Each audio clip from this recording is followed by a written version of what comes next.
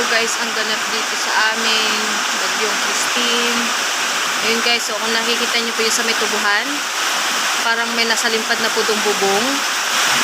Ayan, ang baha. Buti po mataas po dito sa amin.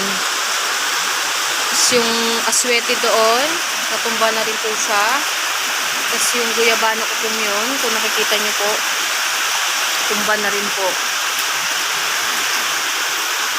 Yung mga pinagpupunaan ko dito, pero ice lang naman. Ayan, natumba na, naubos na ang lupa. Ang dami po natumbang puno. Ito, tignan nyo po, ang langka, oh. Tumba na. Tapos yung bahay po ng aking hipag, yung harapan niya, nasalimpad na rin po ng lakas ng hangin po talaga magdamag. Sibol talaga ang hangin. Ayun, oh, ang dami din natumba, oh.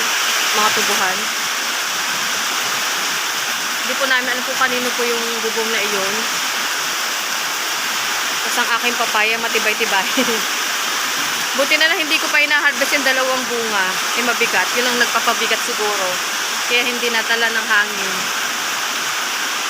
Lakas ng hangin dito guys. Ingat po ang bawat isa. Bagyong Christine. Tama na. Ito lang po ganap dito sa likod.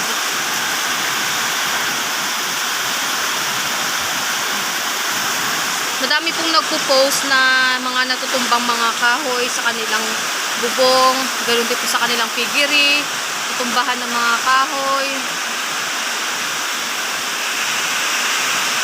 Lakas pa rin po ng ulan.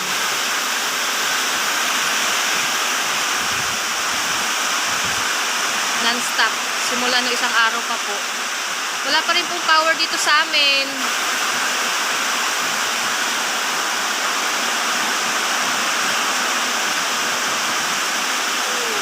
Safe. I will leave you above the storm.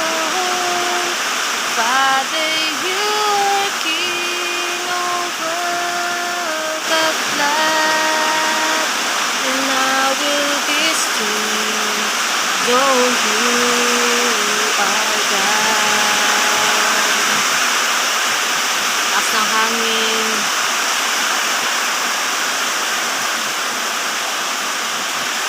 Madilim po dito sa amin. Ayan, wala ka power. Pero buti na lang po. May mga generator po mga kapitbahay. Kaya doon po kami may charge. Kasi lobat na po lahat ng mga cellphone, portable electric fan, tapos saka mga power bank din po. Lobat na rin po. Kaya dadalhin ko po din mamaya. Ay, hindi pa rin tahimik ang Bagyong Christine. Ingat po ang bawat isa.